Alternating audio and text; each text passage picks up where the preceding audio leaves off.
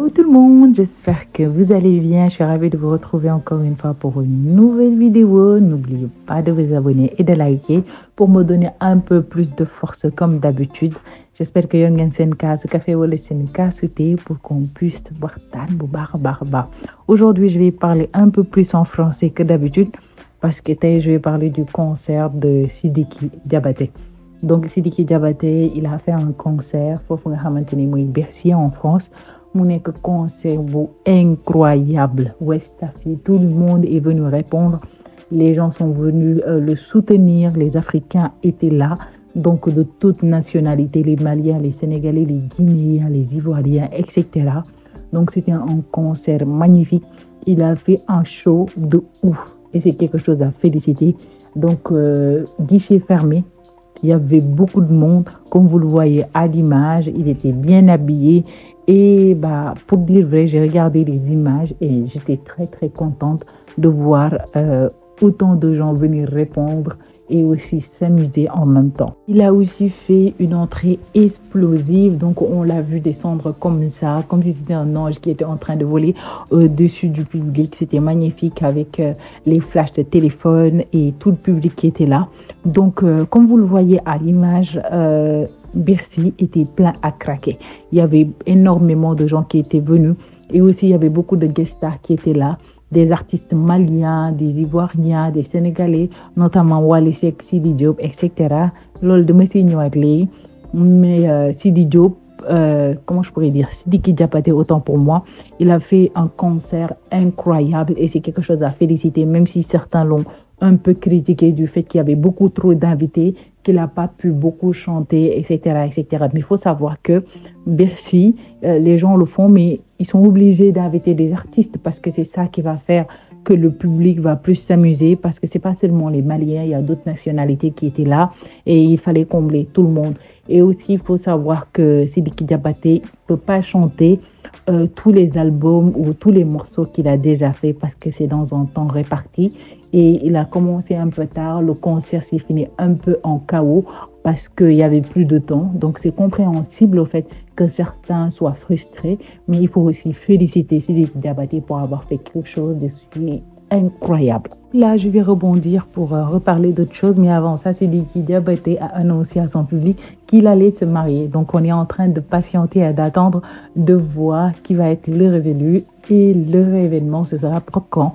Donc félicitations encore une fois et on va passer un tout petit peu à la polémique qui a eu lieu ci li nga xamanteni mom di concert Sidiki Diabaté entre Sidi Diop et Wally Seck. Comme vous le voyez, Sidi Diop a été invité au concert donc bu Sidiki Diabaté pour prester. On a vu un Sidi Diop qui est venu machallah, qui a chanté une chanson, oui, def lu mu wara def, fecc, etc. Mais beaucoup de polémiques ont débuté. Et donc les fans du côté de Wally et les fans du côté de Sidi Diop, donc gars ñi ngi wax né que oui exactement c'est vrai, Sidi Diop public bi n'a pas trop répondu parce que beaucoup ñi nekkoon fofu non xamuñu ko, ils ne le connaissent pas, ils connaissent pas sa musique et jotul de featuring aussi avec Sidiki Diabaté, ce qui aurait permis peut-être que le public bi gëna réagir, interagir avec moi. Donc il a un peu flop côté bobu don, il faut qu'on se dise la vérité. Mais le plus important, c'est qu'il est venu prester et on a vu une certaine complicité entre moi et qui nga xamanteni mom moy di Sidiki Diabaté. Ceci dit, comme on y est, c'est pas question de comparaison, mais par rapport à son entrée, il est un peu passé inaperçu par rapport à l'entrée de ki nga xamanteni mom moy di Wally Seck lors du concert. Donc dama len di bayyi ak ben extrait bu ndaw début entre Wally Seck ci concert.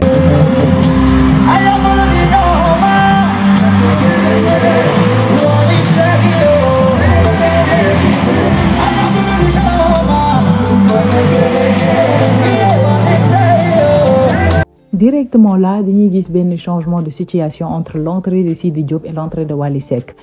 Li gëna prôner le fait que bi Wally Seck duggé, les gens ont commencé à crier, etc. Moy son bi nga xamanteni Sidi Diop jotoon na ko def featuring ak Wally Seck et ils ont pas seulement fait un featuring, def na ñaari featuring, mais bi gëna tax ñi wax featuring bi moy alhamdulillah bi nga xamanteni c'est toujours présent, woy bu yàgg la mais jusqu'à présent boo koy déglu dafay mel ni woy bu bees et on adore, c'est incroyable, c'est devenu international et on connaît déjà la complicité entre les deux artistes qui sont vraiment des potes. On les a vus récemment en France, Wally Seck ak Sidiki Diabaté, et ci biir concert bi Sidiki Diabaté a fait la même chose avec Wally Seck que li mu def ak Sidi Diop, mooy qu'il avait présenté Sidi Diop et là aussi il a présenté Wally Seck avant que ñuy commencer wéy ñoom ñaar, mais Wally a assuré un show de ouf nañ ko wax. Le gars, il a fait un show de ouf et c'est pas seulement nous Sénégalais yi ñoo koy wax, mais même les autres nationalités dañu ko souligner sur TikTok, tout le monde en parle, tout le monde le félicite pour ce qu'il a fait. Il est resté simple, il a pas essayé de voler la vedette ou bien nekk di wane wa etc.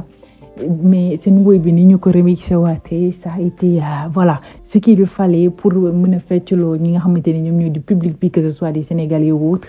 Donc il a vraiment assuré le show avec l'aide de Sidiki Diabaté ak notamment son bi nga xamante ne nit ñi xam nañu ko déjà. Il a apporté cette touche sénégalaise, à savoir il a dansé, genre il a chanté. Il est vraiment allé vraiment au bout de son show et on voit la complicité vraiment qu'il y a entre moom ak Sidiki Diabaté te loolu nit ñi mënuñu ko dindi. Ce sont des amis, ce sont des frères et ça a été toujours ancré depuis la chanson alhamdulillah ba léegi ils gardent le contact et ils sont toujours ensemble. Donc c'était quelque chose qu'il faut souligner, nekkul ay affaire comparaison whatever, quelque chose du genre, mais il a fait fort et je vous laisse un petit extrait et on revient.